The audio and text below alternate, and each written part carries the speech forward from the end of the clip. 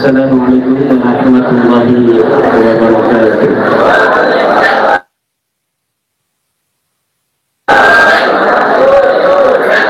Alhamdulillah, salatan wa salaman ala rasulillah wa ba'du. Yang saya hormati Ketua Umum Perjuangan Wali Songo Indonesia Laskar Sabilillah Asy-Syarif Kiai Haji Abbas Bili Yasin. Yang saya hormati Ketua Perjuangan Wali Songo Indonesia Provinsi Jawa Barat Kiai Haji Aceh Mujib. Yang saya hormati Ketua terpilih PWI Laskar Sabilillah Indramayu Bapak Gus Zamroni dan Panglima Sukeno. Tepuk tangan untuk keduanya. Panglima Laskar Sabilillah Pusat juga hadir, Syarif Ali Hifni, juga Panglima Jawa Barat Ki Ano. Yang saya hormati para kesepuhan PWILS Indramayu, Pak Kiai Farid, Bapak Raden Basuki, Bapak Bupati Kabupaten Indramayu, Bapak Dandim, Bapak Kapolres, para hadirin hadirat, para peserta pelantikan PWILS Kabupaten Indramayu yang saya cintai. Saya terharu ketika tadi melihat ada suluk, kembang suluk hidung ya, yang dibawakan oleh salah seorang pengurus PWILS Indramayu. Ini adalah ekspresi kebudayaan Islam setelah bangsa Nusantara memeluk agama Islam. Para wali-wali penyebar agama Islam di Nusantara sama sekali tidak menghilangkan budaya-budaya lokal. Bahkan kidung yang dulunya menembangkan tembang-tembang dari agama sebelumnya tetap dilestarikan oleh para wali songo, namun muatannya, substansinya itu diisi dengan substansi ajaran Islam. Inilah PWI didirikan untuk kembali menegaskan bahwa Islam kita adalah Islam ajaran Wali Songo, ajaran yang rahmatan lil alamin, ajaran yang mengedepankan kesantunan, ajaran yang menghormati budaya-budaya lokal. Ekspresi kebudayaan Nusantara akan diberi ruang yang sangat lebar oleh PWILS. Kita akan sama-sama untuk menjaga budaya, karena apabila budaya suatu bangsa ini terjaga, maka ketahanan nasional itu akan terjaga. Karena kesatuan kebudayaan nasional Indonesia merupakan salah satu prinsip-prinsip ketahanan nasional. Apabila budaya suatu bangsa itu sudah hilang, maka bangsa itu sudah tidak memiliki ketahanan nasional lagi dan mudah untuk dikuasai oleh bangsa lainnya. Inilah dalam kesempatan yang berbahagia ini, saya ingin sebagai Wakil Ketua Umum Perjuangan Wali Songo Indonesia menekankan pentingnya kepada para pengurus PWI untuk mengerti wawasan Nusantara. Apa wawasan Nusantara itu? Adalah sikap kebangsaan kita sebagai bangsa Indonesia yang menginsafi keragaman budaya di Nusantara. Untuk apa? Untuk merakit persatuan dan kesatuan seluruh anak bangsa dengan berbagai macam perbedaan latar belakang agama, suku, kebudayaan, sejarah, dan peradaban. Namun kita memiliki satu sejarah yang sama sejak prasejarah. Kita memiliki kesatuan wilayah yang sama sejak merdeka, bahkan sebelumnya sejak Sriwijaya dan Majapahit. Kita memiliki kesatuan nasib yang sama sebagai bangsa Nusantara yang lahir dan besar di atas tanah air Nusantara, yang diwarisi oleh leluhur-leluhur kita bangsa Nusantara, yang nanti akan kita wariskan juga untuk anak-anak cucu kita bangsa-bangsa Nusantara, yang kemuliaannya diberikan hanya untuk anak-anak cucu bangsa Nusantara sampai selama-lamanya. Kita ini bapak-bapak hari ini berada di dalam sebuah situasi geopolitik global yang membahayakan. Ada perang di Timur Tengah. Di utara ada Cina yang mulai bergolak dengan Amerika terkait Laut Cina Selatan. Di selatan ada Australia dengan ideologi politik liberal yang mengikuti British Inggris.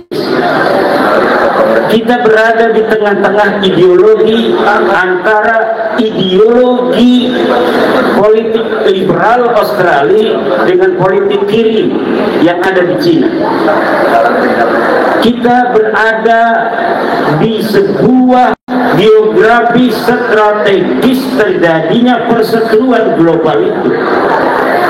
Apabila bangsa Indonesia dalam menghadapi situasi genting yang semacam ini, kemudian internal bangsa kita masih ada membuka kesempatan kepada orang-orang yang menggerogoti Indonesia dalam arti negara kesatuan Republik Indonesia dengan ideologi anti Pancasila, ideologi anti NKRI, ideologi anti Undang-Undang Dasar, maka kita akan sibuk untuk menghadapi orang-orang semacam itu, kemudian kita lengah untuk menghadapi persiapan adanya perang global yang apabila ketahanan pangan dan energi kita tidak kita siapkan, akan terjadi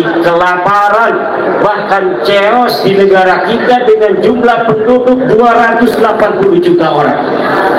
Yang harus diberi makan oleh Bapak Presiden kita ini, yang harus dipikirkan adalah 280 juta orang yang harus diberikan ketahanan energi, listriknya, pabrik-pabrik yang memproduksi beras, yang memproduksi pangan, memproduksi pakan, memproduksi pakaian, itu memerlukan energi. Apabila sumber daya energi kita dan sumber daya pangan kita ini kemudian tidak dapat kita persiapkan dengan swasembada, maka akan terjadi kelaparan nanti bangsa Indonesia. 280 juta orang suka makan, berasnya susah, sawahnya sudah banyak yang dijadikan pabrik. Maka ini yang menjadi konsen kita. PWI membantu negara. Apa-apa yang sudah dilakukan oleh negara Ini banyak, tetapi ada beberapa hal yang bisa dilakukan oleh kita sebagai warga negara untuk membantu negara. Di antaranya adalah melawan orang-orang yang ada di internal bangsa kita yang ingin mengganti dasar negara kita Pancasila. Kita tidak akan berikan satu celah pun bagi mereka untuk mengadu domba anak-anak Indonesia meninggalkan Pancasila, Undang-Undang Dasar 45. Kadang-kadang mereka mengemasnya dengan frame-frame agama yang sangat bisa menarik banyak orang karena mereka menjual kebenaran agama untuk kepentingan politik praktis mereka. Dan inilah juga yang dilakukan oleh musuh-musuh negara kita yang melihat sumber daya alam kita begitu kaya raya. Kiwong Indramayu ki kaya raya ini. Makanya ada orang-orang yang ingin mencaplok negara kesatuan Republik Indonesia. Sumber daya energi kita ini kalau kita kelola cukup untuk anak cucu kita, bahkan mungkin sampai 100 turunan yang akan datang. Sumber daya alam kita dari sektor pangan, sawah-sawah yang dulu oleh para sultan dan raja-raja telah dibikin sawah-sawah untuk ketahanan pangan kita, dijual oleh orang-orang kemudian untuk hal-hal yang selain pangan, kemudian ketahanan pangan kita menjadi goyah. Ini yang harus dipikirkan oleh negara kita. Biarkan itu dipikirkan oleh negara kita, beli sawah aja nggak punya duitnya. Udah, kita yang bisa kita lakukan adalah memberi kesadaran kepada bangsa Indonesia. Jangan mau terperdaya oleh orang-orang yang menjual agama untuk kepentingan politik. Suriah menjadi contoh nyata bagaimana hari ini dengan adu domba antar penduduk Suriah. Keadaan Suriah sekarang chaos, kacau balau. Mereka memuntahkan peluru untuk saudara-saudara mereka sendiri. Presidennya diturunkan, akhirnya negara asing Israel masuk ke dalam negara Suriah. Mau tidak Indonesia ini dikuasai oleh orang asing? Makanya itu petoak-petoak yang selalu ingin mengganggu dasar negara kita, merongrong dasar negara kita, NKRI kita. Ini jangan kita berikan kesempatan sedikit pun. Bagaimana caranya? Caranya adalah sadarkan mukibin, jangan ikut lagi mereka. Mereka bukan hanya menjual agama, tapi juga menjual Rasulullah. Mereka mengaku sebagai keturunan Rasulullah untuk apa? Untuk menjaring para mukibin itu agar hilang kesadaran kritisnya terhadap nilai-nilai kebangsaannya. Akhirnya mereka menerima apa yang mereka ajak, padahal itu bukan untuk manfaat yang diajak, tapi semata untuk kepentingan dirinya dan kelompoknya saja. Banyak sudah yang terkecoh oleh pengakuan mereka sebagai turunan Nabi. Pas diteliti ternyata jangankan keturunan Nabi, orang Arab aja bukan. Ini para kabib-kabib itu, jangankan mereka keturunan Rasulullah, orang Arab aja bukan. Dari mana tahunya? Dari DNA-nya. Orang Arab itu ber-DNA J1. Sementara 180 orang dari mereka yang telah tes DNA ketahuan oleh PWI, kita download itu semua hasilnya dari Amerika. Maka ternyata mereka bukan hanya keturunan Nabi, tapi ternyata keturunan Arab aja bukan. Dan sampai saat ini dari mereka belum ada yang berani untuk membantah itu semua. Baik dari sisi DNA yang sudah terbukti secara biologis maupun dari penelitian saya secara ilmu nasab, ilmu sejarah yang sudah konklusif. Dan semuanya sekarang telah dokumentatif, bisa diakses di internet. Buku saya yang berbahasa Arab banyak tentang nasab mereka. Al-Mawahib Al-Laduniyah, I'anatul Akhyar, kemudian Al-Ma'arif Ar-Rabbaniyah, kemudian bahasa Indonesia. Pertama, menakar kesahihan nasab Habib di Indonesia. Yang kedua, terputusnya nasab Habib di Indonesia. Yang ketiga, skandal ilmiah, sejarah dan nasab palsu Ba'alawi. Yang ketiga adalah kronik perjalanan ilmiah Imaduddin Usman dalam membongkar nasab palsu.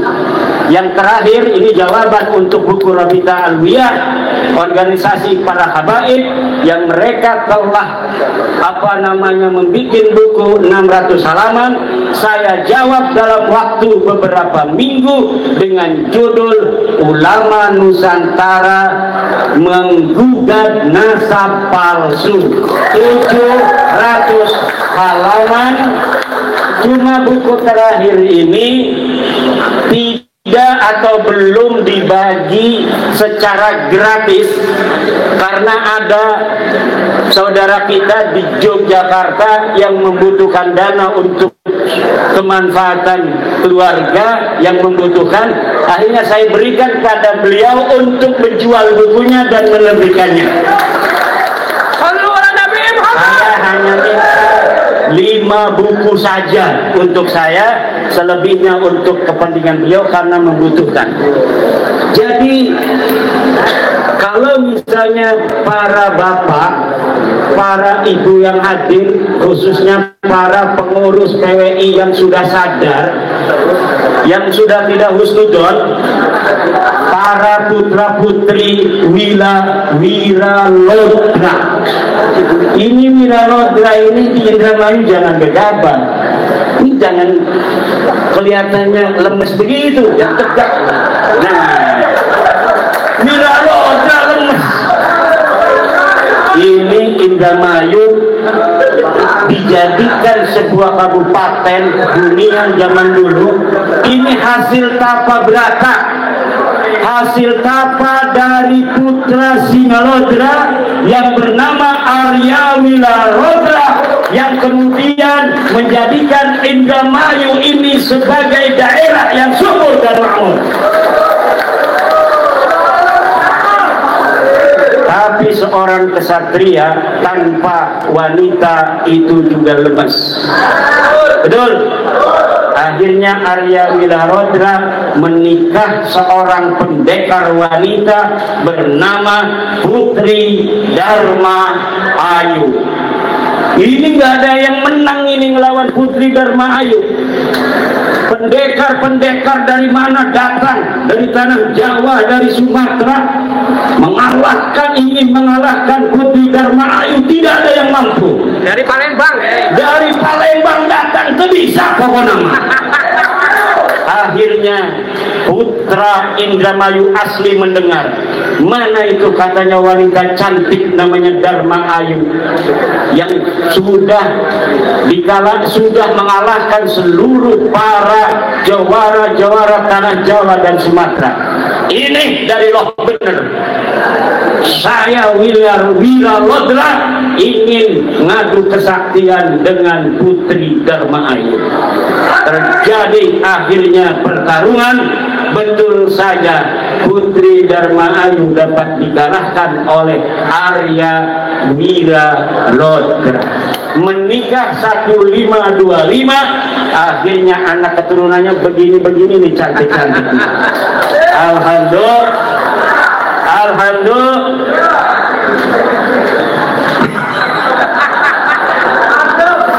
Ini belum ngopi semua yang jaga saya ini. Waduh. Ibu bapak hadirin ma'asyiral muslimin rahimakumullah. Jadi ini penting sekali lagi, PWI didirikan dengan asas kebangsaan dan asas keagamaan. Dalam asas kebangsaan kita mengikuti, ini baru nih, sudah ngopi. Dalam kebangsaan kita mengikuti, kita berasas dengan asas Pancasila dan Undang-Undang Dasar 1945. Di dalam keagamaan kita berakidah ahli sunnah wal jamaah an-nahdiyah. Apa artinya an-nahdiyah? Bahwa PWI lahir dari rahim Nahdlatul Ulama dan akan berjuang untuk kepentingan para warga Nahdlatul Ulama, khususnya tentang kemanusiaan mereka yang hari ini dihina-hina, dianggap orang yang paling pinternya itu jauh kedudukan kemanusiaannya daripada Habib yang bodoh 70 derajat. Ini adalah penghinaan kemanusiaan, tidak sesuai dengan Pancasila sila kedua, kemanusiaan yang adil dan beradab. Udah manasabnya palsu, betul? Udah manasabnya palsu, nganggap orang lain lebih rendah 70 derajat. Yang dianggap lebih rendah itu adalah orang yang paling mulia, yaitu para kiai dan para ulama. Sejarah-sejarah dipalsukan, katanya Sunan Gunung Jati itu bin Yahya, katanya Pangeran Diponegoro bin Yahya, katanya apa namanya itu Sumodiningrat juga bin Yahya, Sultan Hasanuddin Banten katanya bin Yahya. Ini adalah sebuah pembelokan sejarah yang apabila mereka berhasil untuk menulisnya, kemudian diyakini kebenarannya oleh anak cucu kita, maka ke depan sejarah Wali Songo, sejarah Sunan Gunung Jati itu akan belok, bukan menjadi asli Nusantara, cucu dari Prabu Siliwangi, tetapi dia adalah imigran Yaman. Ini akan terjadi bahwa nanti Sunan Gunung Jati adalah imigran Yaman.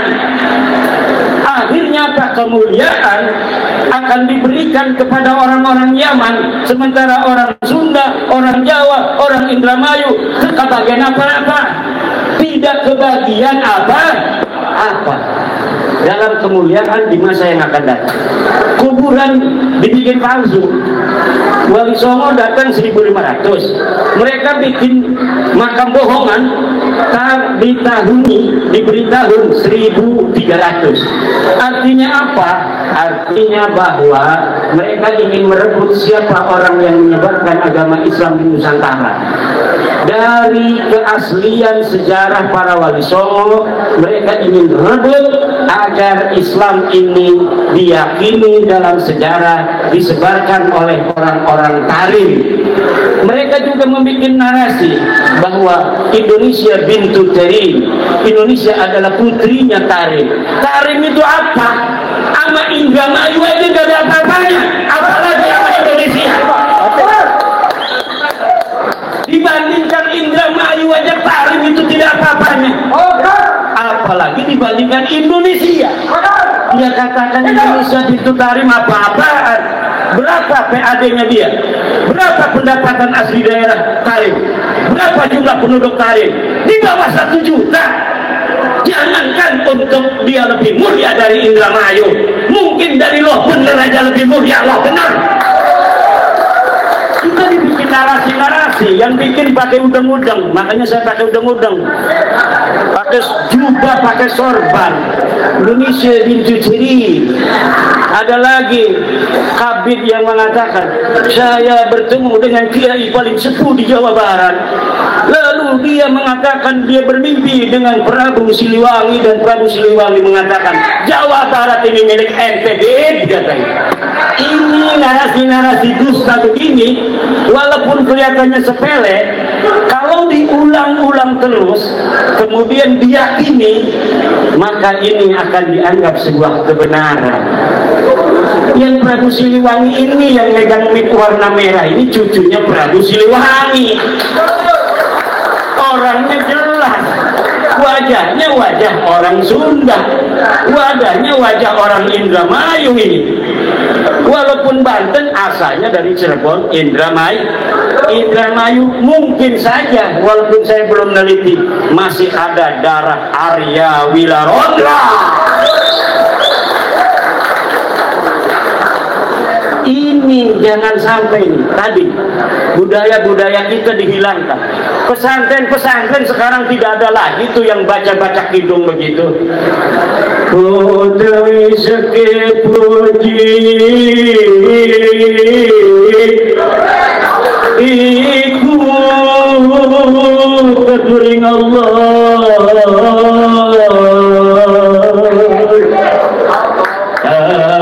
senantiasa beriman meningkaulah sedang salawat sinarang salam teratur mari Gusti junjungan Kanjeng Nabi besar Muhammad sallallahu alaihi wasallam.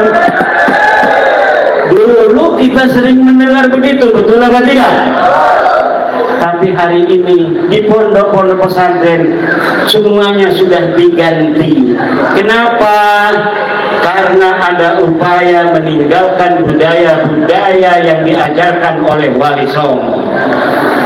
Semuanya pakainya pakai yang zaman semuanya. Marhabannya marhaban ganti.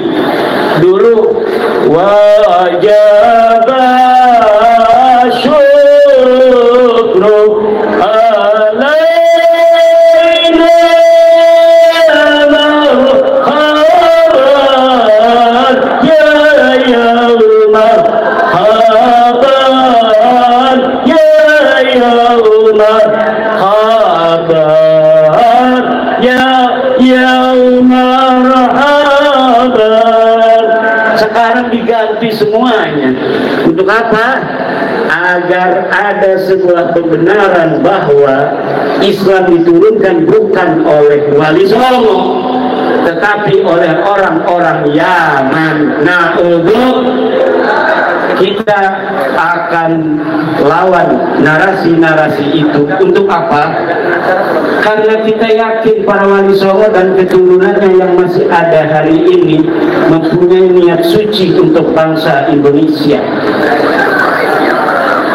Mereka menikahi anak-anak putra-putri Indonesia. Sunan Gunung Jati, kenapa dia dianggap betul-betul oleh orang Cirebon sebagai orang Cirebon? Karena ibunya orang asli dari daerah Cirebon. Bapaknya namanya Syarif Abdullah, orang Mekah Al-Mukarramah. Dia menikah dengan Nyai Rara Santang, kemudian mempunyai Syarif Hidayatullah. Jadi keindonesiaan Syarif Hidayatullah yang cucu Prabu Siliwangi tidak bisa lagi diragukan. Dan anak cucunya hari ini yang berpekik-pekik NKRI harga mati itu kebanyakan adalah cucu-cucu dari Sunan Gunung Jati Syarif Hidayatullah. Tidak akan membawa Indonesia dan kemuliaannya untuk bangsa lain. Semuanya untuk putra-putri Indonesia. Demikian yang dapat saya sampaikan. Nanti akan disambung oleh kekasih kita, pemimpin kita, ketua umum kita, Syarif Muhammad Abbas Billy Yaksi. Wallahu wal muwaffiq ila aqwamit thariqin. Wassalamualaikum warahmatullahi wabarakatuh.